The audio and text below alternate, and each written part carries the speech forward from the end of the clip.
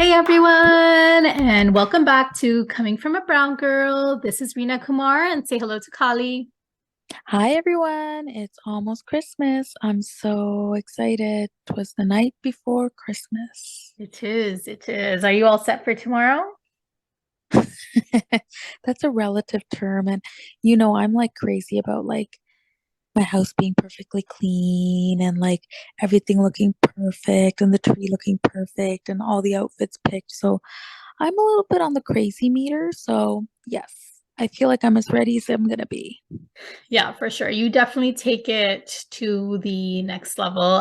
If we were to compare our like day-to-day lives, Kali, like I would say we're kind of the if it doesn't smell bad enough, we won't clean it. And you're totally the OCD cleaning type of household. Like our kids are like on two different spectrums of like the parenting scale.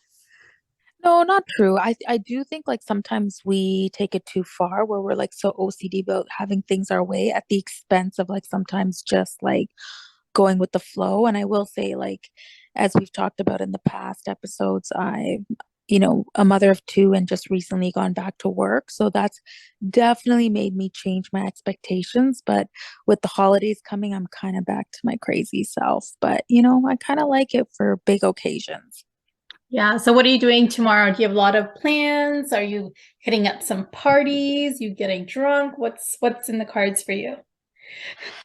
Um, we're gonna have a fully packed day, but still like a chill day. We're gonna wake up, do gifts and breakfast with just us and the immediate family and my side of the family. Then my husband's family's hosting their side of the thing at lunch. So we're going to go for lunch to meet up with his family.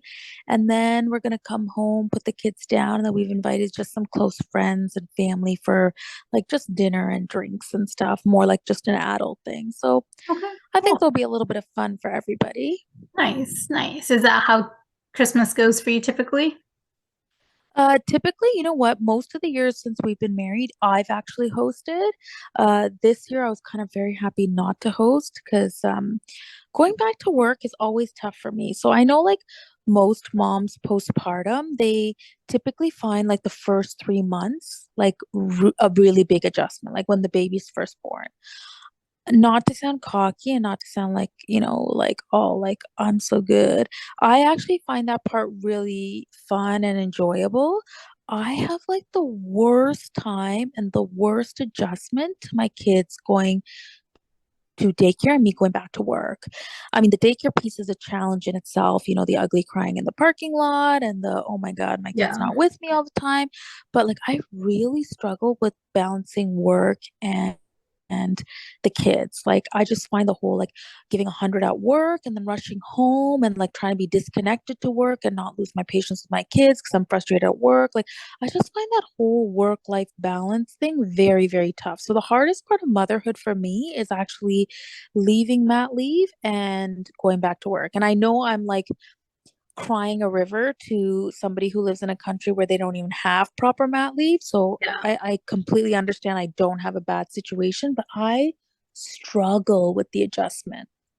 So I was on mat leave for longer with my first child than the others, just because at that time I was in Canada, but then since then I moved to the States. But by month eight, dude, I was like, dude, I need to get out of here and like interact with real humans. I wanted to stab my husband every single time he walked through the door. Like that kind of parenting was just not for me. And even when I was a stay-at-home mom, I sent my kids off to preschool. Like for me to be the best version of a mother that I can be, my kids cannot be in my presence like 24/7, Right, like the way you do it. So, right. My thing is like I am somebody like I mean you know this like as a personality I'm just somebody who goes 100 yeah, regardless of what I'm doing. And so like I love working. Like I was not in a good place with this mat leave. Mind you, it was a COVID mat leave. And going yeah. back to work, I was like I guess crazy as it sounds, because I did not go back to a good situation, and maybe that's a conversation for another day, but I was still in bliss because I felt productive, I felt smart, I felt like I had a purpose. I'm so happy to be back at work. It's not a great situation, and I'm looking to make some changes, but I love working. So then to go 100% and then be like, oh crap, I have to go pick up my kids. Oh, I need to come home and I can't be worried about that deadline. Like I struggle, Yeah. but maybe Yeah. I'll get a balance in the new year. We'll see. Yeah. New beginnings for the new year. Yeah, for But sure. Of tell me, course. what are you thinking for the new year? What's your resolutions? Or, funny enough, I'm not, we're not going to talk about the whole Meghan Markle thing again, but I kind of liked what she said about, I have a new word for the new year. Or do you have New Year's resolutions? Or do you just have an overall plan for the new year? What are you thinking? So a few years ago, inspired by Steve Harvey, every New Year's I make a vision board and I write down like, Good for you laugh all you. you want, No, no, no. but I laugh by instinct, but then I realize, you know what? Good for you. Because I think like all the greats, right? Like Oprah Winfrey, Steve Harvey, like everybody who's made anything of themselves always speaks to this. Like, have wait, you seen Lily Singh like teach you how to do a vision board? Like they no, all like no. truly, truly believe it. Yeah. The thing that Steve Harvey did or told me that I do differently and that really like pushed me is he says that you should make your vision board like on a like on the computer and then you should make Okay. that your like screenshot for your phone. So my lock screen and my like my home screen on my phone is actually my vision board. So every single Mm, time I pick up my phone to do something unproductive, I see those like images staring back at my face. right, right, right. So it So like haunts share with me. me what you're comfortable with sharing about what's on your vision board, on your screenshot on your phone. So I've been chasing like a professional goal for like um many years and I put it on my vision board the first year. That's something that I've actually like has manifested itself for me. And I had like this like I love real estate, like Redfin is like my Instagram. And I had like what I had sort of envisioned for um where I wanted to live and how I wanted to move about like real estate investing and stuff. And I put that on my vision board and that's kind of manifested itself. Maybe not exactly how I Nice. saw it, but in like its own terms and ways. I also wrote like $100,000 in cash down, but like that's not happening anytime soon. Well, congratulations. I always laugh at you because you have big, big dreams, Rena. But Yeah. you know what? Like, as much as I laugh at you, like, you sometimes say the craziest things. And then in 2, 4, 6, 10 years, you're like, and I'm there. And like, it's so crazy because everyone around you sometimes looks at you like you're crazy, but you still Yes. pull it off. So Yes. I 100% believe that you are going to get to your $100,000 cash down. I I do not doubt you for a second. I definitely embrace like the crazy though. When people call me crazy, I embrace it. But on that note, and like ambitious goals and stuff, going off a little bit of a tangent, Kali, without sharing too much, I know that you got a big, you moved up in your career, corporate job-ish or whatever you call Yes. it, right? Congratulations on that. But Thank you. something that Thank you. me and you discussed in that sort of journey is that um, although a lot of women were very empowering and supportive, it felt that perhaps another brown person was the most unsupportive. Yeah. Yeah. And can Hmm. I just also add that that's not the first time I think me and you have had that discussion or have felt that way. Do you have Right. any thoughts as to why that is and why is it that sometimes when people of our own community are moving up, we're not as empowering as suppose, let's say it was a white person or if it was I don't know, we just don't feel as supported by our brown community and brown women sometimes. Yeah. So let me answer this in two parts. I'm going to tell you kind of what happened and how I feel about it. And then I'm going to tell you kind of what my fresh new inspiration is for the new year. Okay. So, like I said, I went back to work after mat leave and went to a slightly different team and encountered somebody who, you would think like, it's kind of like, you want like the black girls to support the black girls. I shouldn't even say girls, I should say women, and brown women to support the brown women. And I'm not saying it's because of a race thing, but just some sort of like a community. And I don't think I just deserve support because we're of the same culture. That's not what I'm saying at all. But Yeah. um, not to toot my own horn, I'm damn good at my job, and I work very hard for there not to be any room for sort of like any discredit or discontent with my performance. Having said that, I one of my new team members was a woman who's a lot older than me, Hmm. and um, she just like, as much as like I found her very friendly like in person and directly, there was always kind of this like passive aggressive sort of tone sometimes to her communication, particularly I found in situations of challenge or when she felt insecure. And just to put it into context, I am not that person and not that personality at all. You'll get to know that over the next episodes. Like, I'm somebody who is very direct. Whether I love you or hate you, you would know very, very easily Right. where I stand with that. And the thing is, I completely respect everybody, whether they love me or hate me or vice versa. But I have the reason why there's always respect is because at least I know where I stand. Where Hmm. I lose respect or where I struggle is where I when I can't tell where I stand because there's a lot of this passive aggressive or behind my back talking or this like, 1 minute you say one thing and 1 minute you say another thing. Now, having said that, as a person, I've grown and matured. So the younger version of myself, whenever I encounter such situations like that, would directly sort of confront you. But over the years, I mean, you and I have been in situations together where we're like, the direct confrontation sometimes is not worth it. Like you and I together have been thrown out of friends groups because Yeah. we confronted people on what everyone understood was like a misalignment in sort of Right. what people were saying and how their actions were coming through. But at the end of the day, I just felt like we lost in the friendship group. And yeah, sure, we stood up for what we thought was right. But in the long run, everyone else's relationship kept going, their lives kept going, and we were kind of just thrown out of that group. And I will say my husband also plays a role in this because that's not his take in terms of people. He thinks that, once you know how somebody is, you understand where their level of friendship is with you, but you don't just cut people off or directly confront them, and unless you need to protect yourself or your family, right? Right. And so I feel like I've matured in that I don't feel like I need to directly confront this woman. I will say a subsection of why I may not have done that is this woman's a lot older than me. And, as brown children, we're always taught to respect our elders. So, like, it's almost like no matter what they do, we just kind of like, whatever you say. So, I don't know if that also plays a part, but I don't necessarily feel like I had to quip back or confront her, but constantly she'd make these digs. And that day, or like in the week that she found out that I had gotten this promotion, it was almost even more pronounced. And like to Hmm. the point where like at the end of the day, I was almost like in tears. And that's not like me because usually I just flip it right back, but I didn't feel the need. Like I understood it. I understood Right. why she was doing it.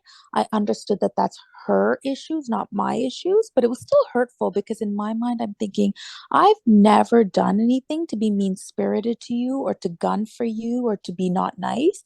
Why am I like fielding all this energy from you? Right. I don't know. Have you encountered that? I just find that like, I just sometimes always feel like, people think it's okay to take their anger or their issues out on me. And I'm just going to take it because I come off very strong. I don't cry about it. I don't whine about it. I'll just give it Hmm. right back to you. Yeah. And now I'm like being silent about it. But I just feel like I'm always on the receiving end of that. I don't know. Yeah. I definitely feel like you, I've also progressed and learned and grown a little bit in the sense that I've, I've learned that every battle is not worth fighting. So that took me like a good chunk of my life to learn. Mm, I also it's found that I was raised very principled and there's a right and wrong answer to things and we must be clear and we must be there's a right way and there's wrong way and there's no gray area. And I've come to accept that a lot of people just don't really care, right, right? They right, just kind of want to live their life, excuse me, do their thing, and they're not gonna stand like ground on like just things. I don't know. Like even like I think about like cancel culture and stuff, dude. The biggest person that comes to mind is like now I know Will Smith is going through his stuff, but like Kevin Right. Hart and all these guys who potentially did like inappropriate things, let's say like in the celebrity sense, they just don't really, people just don't care. Like if you're an entertainer, entertain me and do your thing, right?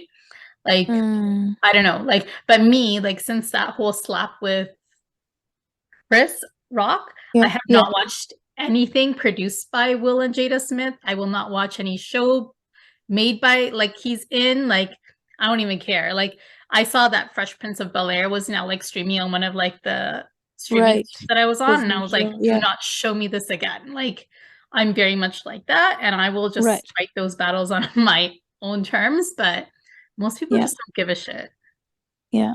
and I don't And know you if know, we're for the better or worse off for that. Sorry, go ahead. no, I agree. Like, and that's the question I ask myself. Like, are we better or worse off for doing that? And like, I'm almost gonna push in for the sake of sounding almost like a negative Nelly. Like, I sometimes wonder if it's because people just go with where there's the benefit. And I know that Right. sounds terrible, and like maybe there's a better way of saying it, but I feel like sometimes people just don't do that because like it's at the expense of something, right? Like anytime you and I have had to stand up for what's right or what's wrong, it's at the expense. And funny enough, you and I have always been in situations, not always, but often been in situations where we're trying to fight for the right and wrong of someone else, or a situation that's not even necessarily related to us or directly impacts us, right? Right. But one of my mentors in my sort of field once said, well, if you don't stand for anything, and I'm sure this is a famous quote, but if you don't stand for anything or you never say something, then what do you stand for? Right. And Yeah. like, I strongly believe in that. But then to your point, like, there is some maturity and some like evolution that comes with, this is not the battle you need to die on. This is not the hill you need to die on. It's not the battle you need to fight. Like, there's sometimes a longer process and wait. Right. So, Right. anyways, to bring this back to the end of the year and my New Year's sort of looking forward, I always tend to have like very like vain New Year's resolutions. Like, I want to lose weight, or I want to like pay off. Okay, that's not vain, but I want to pay off debt or blah blah, very tangible things. But this year, I think, like you said, I'm going into a new career trajectory. I have two young kids, which is a challenge for me, like I said, going back to work. And I think where my focus for this year is going to be is anytime I feel some sort of a misalignment, like, when you have that gut feeling, or you have that like gut sort of like, it's like your stomach is unsettled because there's a misalignment between how you feel and what's happening around you, either because you said something not nice, or someone's talking behind somebody's back, or something doesn't sit right and it's not right. Hmm. My goal for this year is, once I feel that gut feeling, is to resolve that. And again, that doesn't mean like go directly confront people, but do I need to clarify a situation? Do I need to remove myself from a situation? Do I need to distance myself from someone?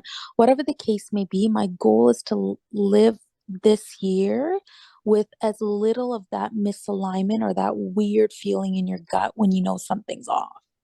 Right. Yeah. I think sometimes we feel that gut feeling, but resolving it can be a little bit more Challenging. challenging. Yeah, Yeah, for sure. that's for sure.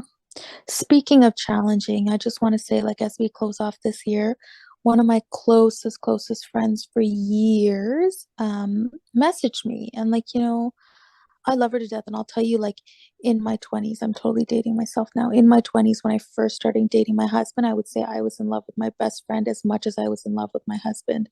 Not like in a weird romantic way, but in terms of Right. that's how much importance they held for me. And I Right. would have said like they're neck and neck. And like, I mean, long story short, we had like a big misunderstanding and multiple events and multiple issues. And we basically broke up, really, for lack of better terms. And, Yeah.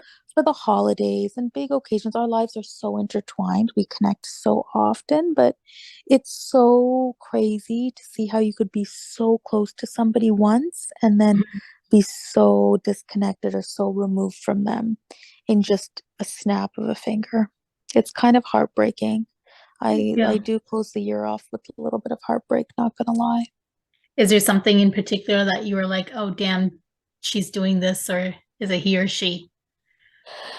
It's a she. No, it's not about that. It's just that, like, every single time we talk, our rhythm is great. We have a great time talking. We have like the same sense of humor. We understand each other. So it really makes me sort of sad for what we missed.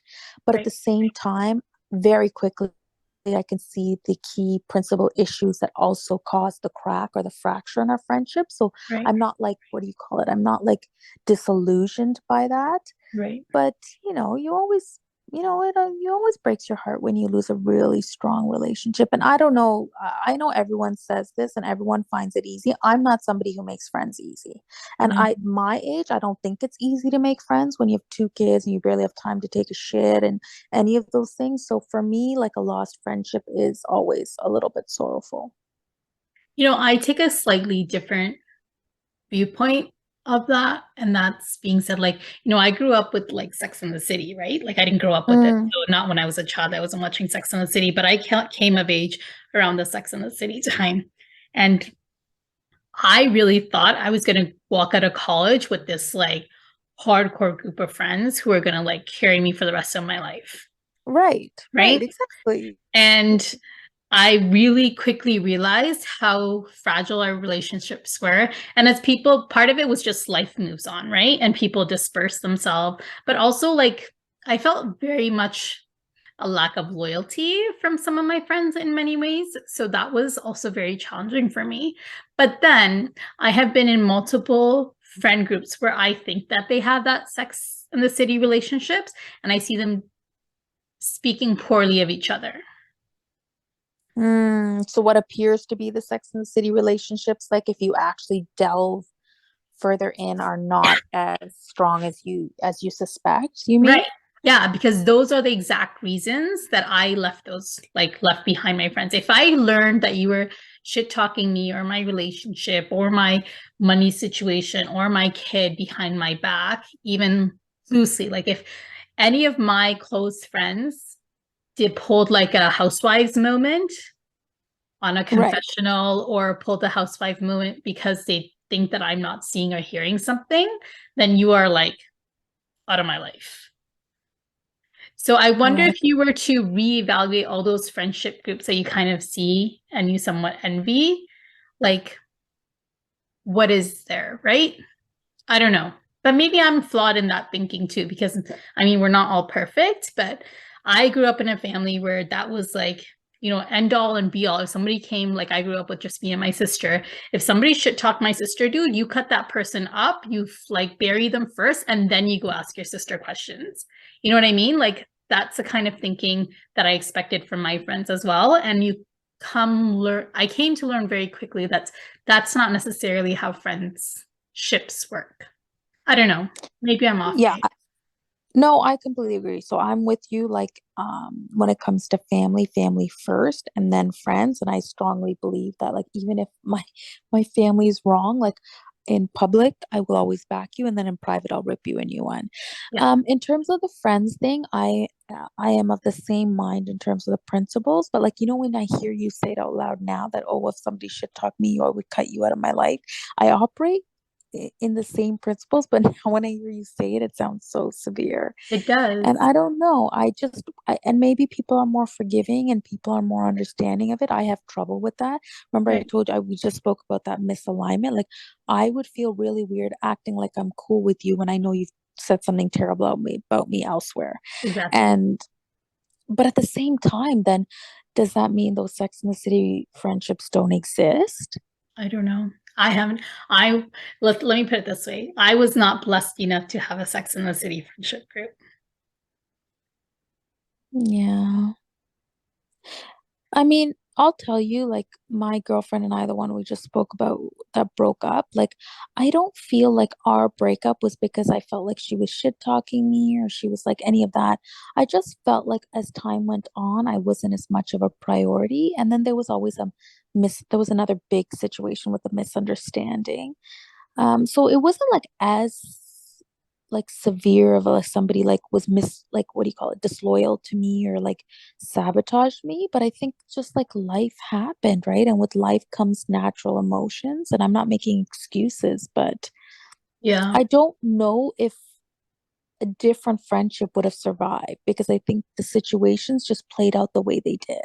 Like what I'm saying is I don't think another two people would have survived more than us. I think it was just the situations we were facing. And, you know, I've always said this, like anytime I was kind of at the top of my life, like when I say the top, but when I was having my high highs, she would always have her low lows and vice versa. When she had her high highs, I had my low lows. And with that comes a tension Friction. and Yeah. a friction and like just issues, right? Yeah. And I think to that's probably why to this day, and I still value this friendship, like if we ever needed each other, if we ever needed to have our back, like we would have each other's back 100. Do I ever worry that my friend should talk to me? Do I ever should talk her? Absolutely not. Like funny enough, even if somebody said something sideways and now I would like freaking like like advocate for her and back her to 100. And I think that's probably why it's even more of a heartbreak. But On the flip side, though, that's the way to go. there's also those friends that they act as your vault while you're in the friendship, but as soon as you step out of that friendship, dude, they're just like regurgitating everything that's private. Mm, So that's true. I've seen That's that happen a terrible. lot too. So I've been like kind of a secretive person even since I was young, and my life was not particularly like, eventful anyways, but that's definitely something that I've seen. Oh my God, speaking of sabotage, dude. So when I moved to the States, I was a housewife, like I mentioned prior to, and like the housewife game is like a whole other game, right? So, Mhm. dude, Yeah. it's like what you see on the Real Housewives is for real. And like some of the housewives I have met are some of the most smartest people in the world. They will like cut a CEO in like seconds. Like, no joke. And I remember one particular party because I was like, okay, I'm going to be the bigger person. I hate this person, but like the husbands are intertwined, the kids are intertwined, and our community, like the Sri Lankan community, is really small. So, you want to maintain all the relationships because within like 40, 50, 60 families, it gets weird after. So you're like, okay, I'm going to do this. And you know what this bitch did? She Mm, called every other person on the guest list, told them to go deck out in saris and stuff, and never called me, stop even it. though the invitation clearly said like business casual. Stop it. But No, this brings me like back to like, the woman we were referencing from my workplace, like that sort of passive aggressive, like what do you do with that? Like that I find more aggravating and more low down than somebody who just directly is like, I don't like you, I disagree with you, and let's just keep it moving. right? That's low down. I don't like that. Yes. And can you I'd imagine? rather you just disinvite me. Like, just don't invite me. Like, what's the point of you inviting me and then treating me like shit? I don't get it. Because then she still comes off as a person who's trying to make it work. Because if other people recognize we have tension, then she's still the person who's trying to make it work. And I just show up to a party like the super angry woman. Yo, Because that's like I've some noticed. So serious. like I went in like a t-shirt dress, dude, right? With like brown boots, and everybody else has saris and naha on. It was like ridiculous. That's like some serious manipulation. That's like a next level of strategy, right? Yeah. We have But about but I think like sometimes with that, like, you know, remember I told you like I do everything at 100. I spend so much time doing 100 with content. I never think about like what would be an easier way? How do I manipulate this? How do I put out a particular narrative? Like, is that maturity or is that just a poor level of human interaction? I don't know. I don't know. Do you think it has anything to do with the context of like the way you were raised and maybe um like your parents didn't play that game? Because when I think back to like dance class and music class and all those like extracurriculars, they were definitely some parents that were game players. And then there Mm, was some parents that kind of just dropped their kids off and were like, learn dance, do good, see you in like an hour. You know what I right, mean? right. And there was You definitely those dance mom people who like worked the system. right. You know what? You probably hit the nail on the head, right? Because I mean, when we watch Dance Moms with Right. like that lady who's now like either in jail or a racist, I can't even remember. Like there, you could clearly see there is a game to be played, right? Right. Like you remember the one black mom was like, "How am I like always like 10 steps behind? Like you guys don't even tell me what the game is. How do I even get involved?" But Yeah. I do think that you might have hit the nail on the head because I'm going to tell you, I was raised by very, very young parents. So I mean, just to get through life with limited income and new to a country and all of that, they were just putting their head down and working their asses off. And I feel like we were sort of taught the same thing. Like if I didn't get something or if I want to achieve something or whatever the case may be, my parents were like, put your head down and work hard and you'll get there. And if you don't get there, then put your head down and work harder and you'll get there. Like there was no like, oh, well, maybe it's because you didn't have a nice teacher, or maybe it's because they didn't like you, or maybe you need to network, or maybe you need to talk to somebody, maybe you need to find a mentor. Like there was none of that like finesse, right? Either Hmm. finesse or low down dynamics. I don't know which one it is, but yes, we were just basically put your head down and work hard, and hopefully what you want comes to you. Right. I don't know. That's. I think there's definitely like I'm sure like even in corporate, I was going to say corporate America or corporate Canada, there's definitely also like a networking game to be played, right? Yeah. Well, So, I mean, like even like, the situation with your children and like their schooling or with your older one, your son and the schooling, like it's not to say that it's a bad thing. Like, I mean, we've talked about how you feel like you're in a much better place with knowing the language, knowing the school system, knowing who to talk to, knowing how to do the research, that you're able to set your son up for a much better or at least for better opportunities. It's not like he's not bright enough or it's not like he doesn't know the content, but at least you know how to get him to the right place at the right time doing the right thing, right. which I feel like our parents, they were just like, here, study really hard and hopefully you become a doctor. Like those Yeah. were the only two directions we got. Like they Yeah. had no extra knowledge or strategy or even finesse in how they thought that we were going to get there. And I mean, if you look at it statistically, like if you just put your head down and study, like out of the 100% of us, maybe 5% became doctors or got into med school. Like, you know what I mean? Speaking on that, it's funny. Yesterday, somebody called me for career grad school advice. And Mm-hmm. the parent called me and was like, "Hey, so my daughter is thinking of doing this and this over the summer. What are your thoughts?" Yeah. And they're doing the research. They're like coming up with the game plan for what to do for the summer. They're allocating the hours, coming up with the money and all that. Versus like me and you who come from working class families, we had to go home, study, then have to Yeah. figure out how to do the research. Then we had no like there weren't any necessarily professionals in our like circle, right? Like That's we correct. were like 6 degrees removed from the person that we needed to get to, right? Yeah. We Yeah. knew. I think like honestly, dude, we didn't even know like the step down from where we were ultimately wanting to go, right? Yeah. So like this kid basically has their whole like everything that's extra is mapped out by another person, and maybe that's not good because they can't make the decisions for themselves, but it takes a huge like burden off their plate and they're only really focused on what they have to do as a child or teenager or young adult, right?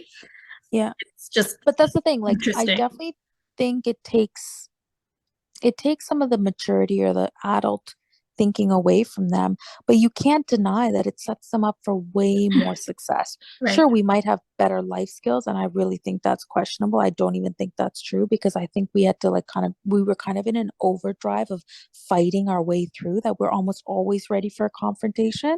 So I Right. actually think these kids are like so say their parents did 50% of the work to get them 100% there. Even if they only did like 80% of it, they're still way more successful than people who are working with like none of those benefits, right? Like one of my cousins, they went to university and their mom was calling their guidance counselor. Like when I listened to that in the moment, I thought that was completely absurd. But when you come to the real life, nobody cares. He's an engineer. Nobody cares when he's working a big job in the States and making like a good amount of money. Like, do you know what I mean? But like, I look at him and I'm like, that's crazy that your mom's calling your guidance counselor. But like the real world, the outside world in 5, 10 years, nobody cares. Yeah. I struggled in school a lot. And every single time I struggled, my parents' solution was work harder, or they would get me a tutor. Sometimes they didn't even know, and they would get me unqualified people, but they'd pay a gazillion dollars because they didn't know better. Like, you know what Right. I mean? They Yeah. weren't like informed of choice. I remember my sister was clearly gifted, but like my parents couldn't get her the tools that she needed, or like prep her in order to be able to get through to the right avenues that she needed to get to, which is completely different from like my kid now, because my kid, I can be like, where's the prep material? Which school do I sign up for? And I can like pick up the phone and have those conversations. And when I don't know the answers, I know how to advocate for my child, which is completely different from Mm-hmm, mm-hmm. like the circumstances we grew up in. Right. And isn't that the motto of the new age? Don't work hard, work smart. Like that's basically the epitome of work smarter, not harder. Yeah, yeah, for sure. What else is going on in your life, Colleen? Nothing much. Like I said, Christmas is my favorite time of the year. I just love being around family, friends, chilling, good food. I can't complain. How about you? Good. Christmas is kind of so I live removed from my family, so I don't necessarily get to see everybody during the holidays, so that can be kind of challenging. But this year we've just really made a commitment to like re-engage with ourselves, and just like we're always on the run, and because we're like living outside and everybody lives in like a central location, any kind of holidays we have, we always have to rush. I feel like not rush to our family, but we tend to not to like have like alone time as a family, just like the Mm-hmm. nuclear family. So I Right, think this right. was like the first time we're doing that after a long time. So I don't know, let's see how that goes for us. That'll be a nice respite and it'll be a nice time for everyone to reconnect. And I think life in general, right? Just between school, work, and everything in the Monday to Friday schedule, it's very rare you just have days to just sit around and kind of veg. So Yeah. I hope that's a fun way to spend the holidays for you guys. Yeah, yeah, for sure. So What are you Merry watching? Christmas, everyone, and Happy New Year. And we will see you guys on the other side of the new year. Happy 2023, everyone. Wishing you all the love, happiness, and success this year. Take care. Bye. See you guys.